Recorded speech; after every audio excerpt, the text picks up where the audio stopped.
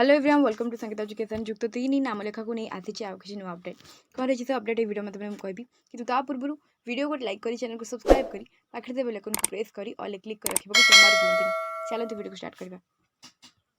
जुक्त 3 द्वितीय पर्याय नाम लेखा 45,502 विद्यार्थी चयन उच्च शिक्षा विभाग अधीन महाविद्यालय और विश्वविद्यालय जुक्त 3 स्नातक पाठ्यक्रम खाली थिबा सीट रे नाम लेखा लगी आज द्वितीय पर्याय राउंड मेधा तालिका मेरिट लिस्ट तथा कट ऑफ मार्किंग प्रकाश पाई कट ऑफ मार्क प्रकाश पाई प्रथम राउंड परी एथर मध्य समस्त विभाग रे रेवेन्सा विश्वविद्यालय कट ऑफ मार्क सर्वाधिक रही कलारी राजनीति विज्ञान कट ऑफ मार्क 91% थिबा बेली फिजिकल साइंस रे 91.80% बायोलॉजिकल साइंस रे 92.20% वाणिज्य रे 89.83% होची सेल्फ फाइनान्सिंग विभाग रे बीजेपी स्वयं शासित महाविद्यालय कंप्यूटर साइंस विषय कट ऑफ मार्क 87.50% शास्त्री विभाग रे पुरी स्थित श्री जगन्नाथ वेद कर्मकांड कॉलेज धर्मशास्त्र विषय रे 87.50% और आईन विभाग रे विश्वविद्यालय आईन महाविद्यालय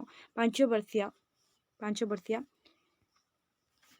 integrated BL LLB cut off mark 84.40% होइछि। एही राउंड रे नाम लेखा लगी 45,502 जन छात्र छात्री चयन होइछन्ति।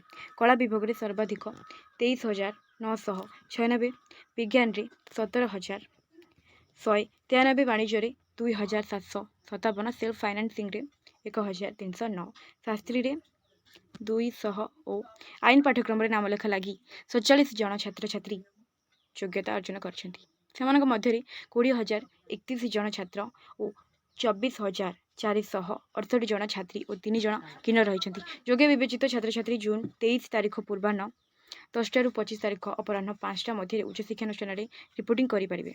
एथर मोट 2,74,365 सीट नाम लेखा होइछि।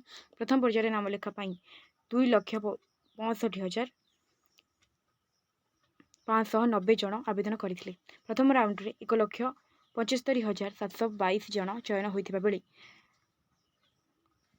79,752 जन नाम लिखाई एवं 52,126 जन स्लाइड फ्लोट ऑप्शन देइथिबा उच्च शिक्षा विभाग पक्षर कहुई। तो जब भी किसी अपडेट था वीडियो में आप समस्त जानेदेली। बर्तमान आप समस्त वीडियो को बहु मात्रा शेयर कर दिंतु।